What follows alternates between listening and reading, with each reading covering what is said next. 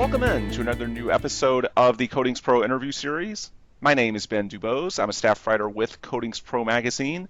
In this ongoing series, we speak to various experts and thought leaders across the protective coatings industry, trying to get a sense of what's going on in the marketplace here in 2021. And our guest today, I think, has some very unique insight on that front. His name is Matt Kerner. He is a coatings industry veteran, and he's also, by the way, a member of our Coatings Pro editorial advisory group. So he has some input as far as what we do at the magazine as well, and trying to help shape our coverage and what we're doing to try and inform this industry. Matt, good afternoon. Welcome to the podcast. How are you?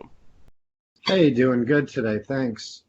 Yeah, and for anyone who doesn't know your story, because I know you've actually recently transitioned as far as companies, tell folks a little bit more about your background in the industry. For example, I know you started with epoxy flooring.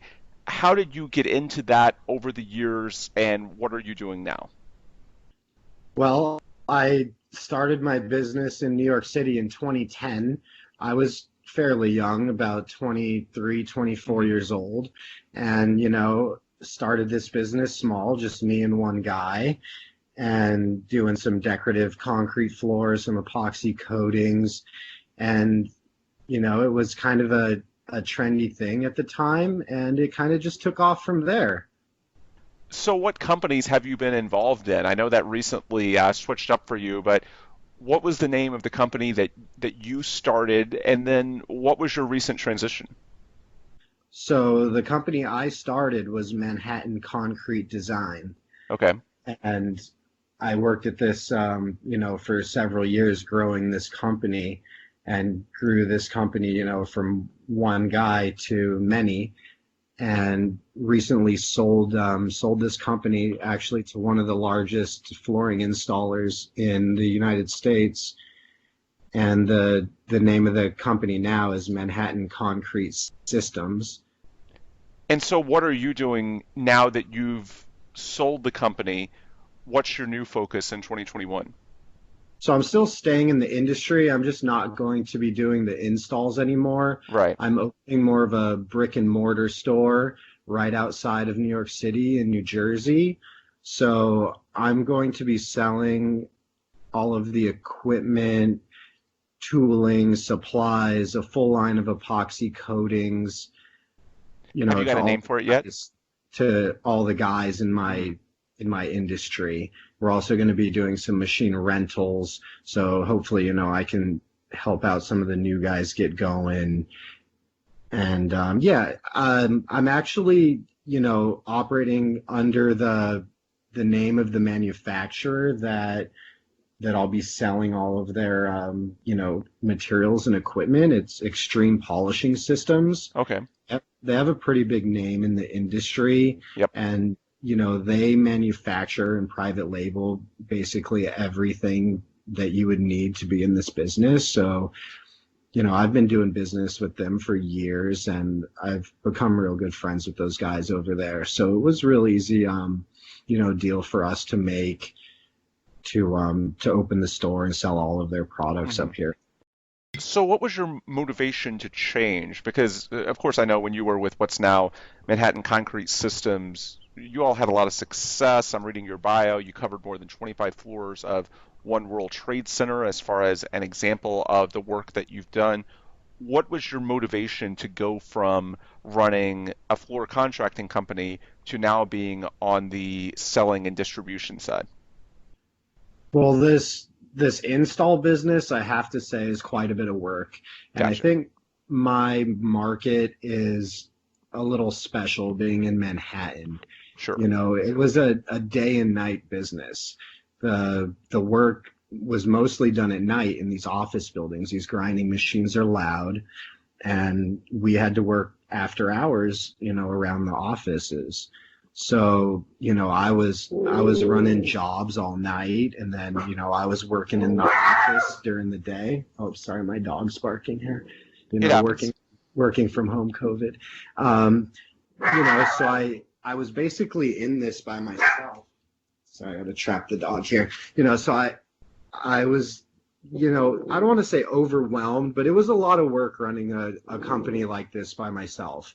And, as we grew, it became a lot. And, it was attractive to me to, sell my company to a larger company that had the infrastructure to really grow it. It just kind of made sense like that. And, I did stick around with them quite a while, Okay. running things for them and, kind of train some of their people on what we do and got things running pretty smoothly to where I didn't really need to be around anymore. So, recently I was able to step away and start this new thing. Yeah, I think that's a pretty cool story as far as your transition within the industry, and certainly if you have expertise on one side, it can help you on the other as well. So I know you're well positioned for success. As far as the year Yeah, 20, I'm really excited about this new thing, just being that I've been there, done that as an installer, sure. I feel like I can add a lot of value, to my new customers.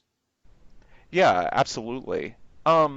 As far as the year 2021, I'm just going to ask you broadly about the industry at large. It's a year of transition in a lot of fronts, I feel like, but certainly the aftermath of the COVID-19 pandemic, as the months progress, hopefully vaccinations will ramp up. What are the factors that you're watching this year from a business perspective as far as basically success for coatings installers, what they need, what the general business landscape is like? What's your outlook for 2021? Oh, it's hard to say, but it's something that's never happened before. I Right. see I see other, installers adding a COVID surcharge to their install prices to, cover the, kind of lost time with the safety equipment or the cost of the safety equipment. I don't really see that going away. Um, I think within my industry, the concrete polishing and the epoxy floors, I think there's still going to be a lot of opportunity. People going away from carpet and going away from these other Hmm. surfaces, that aren't so easily cleaned. So the seamless flooring is very attractive right now. So I think there'll definitely be opportunity out there.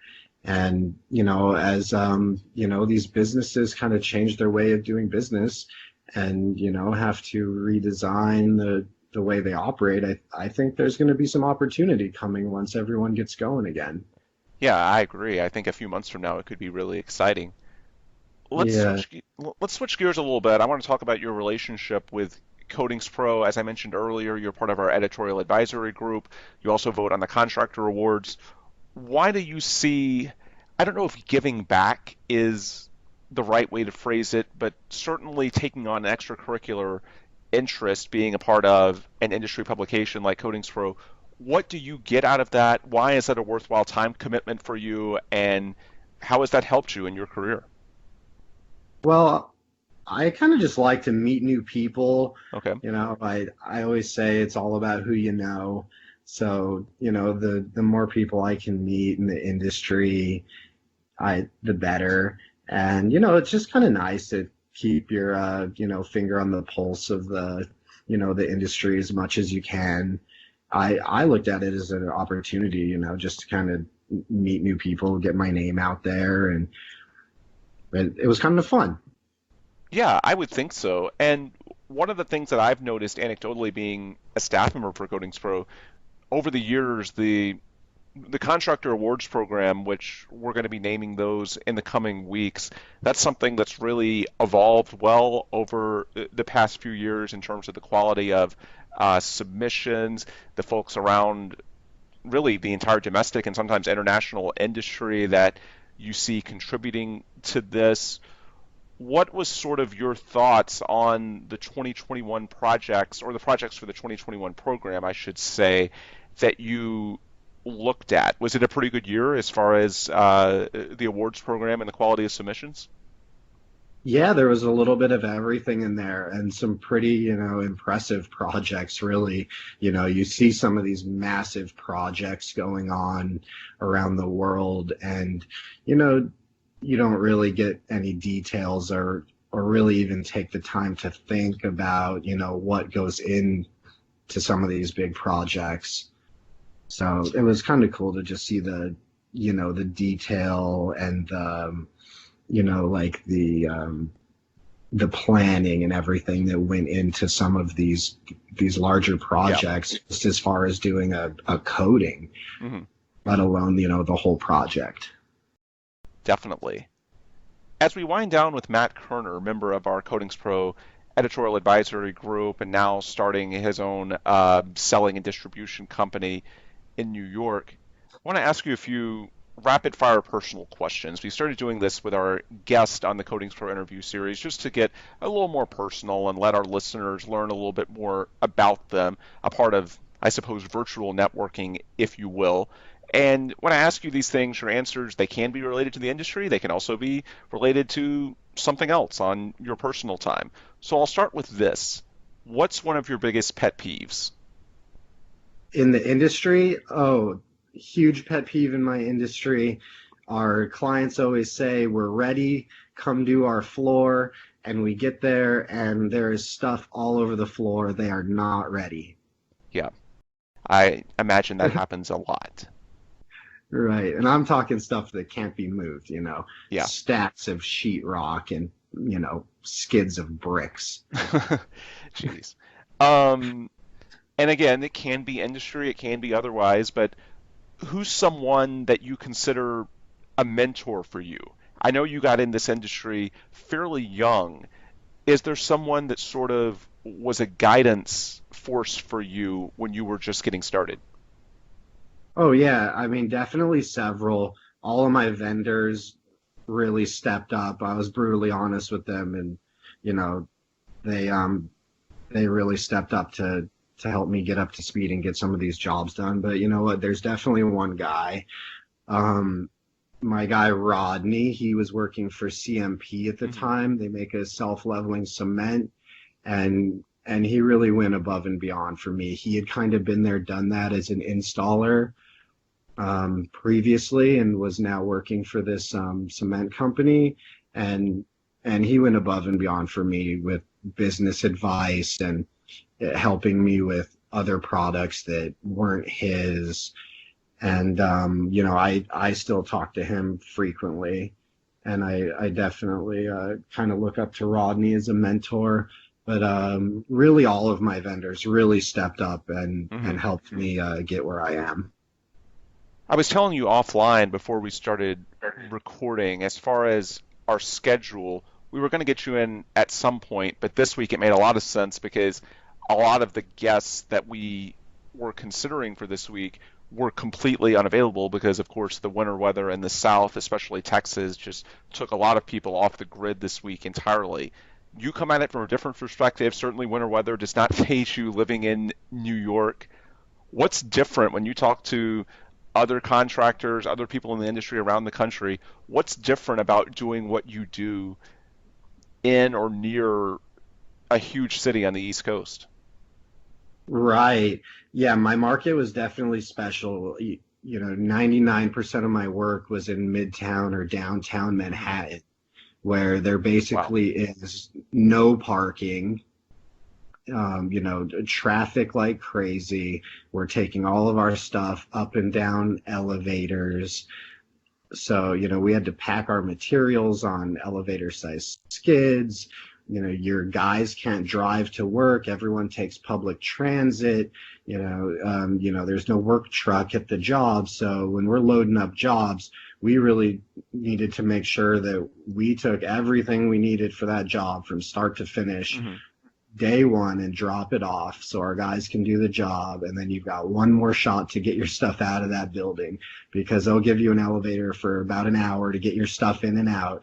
And that's it. Some of these buildings are really busy and you'll be waiting in line for that freight elevator for hours.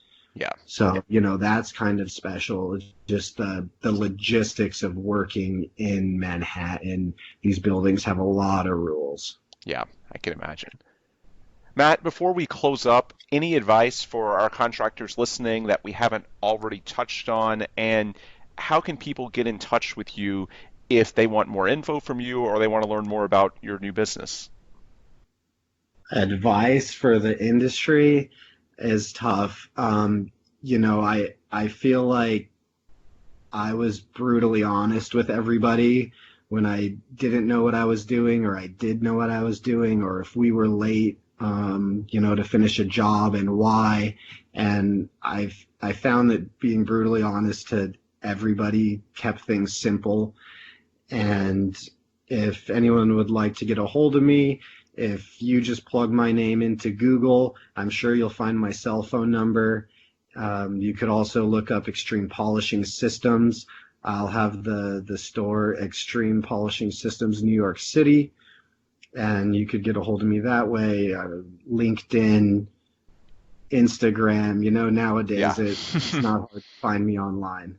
Yeah, that sounds good. Folks, And he is Matt Kerner. that Sorry, go ahead.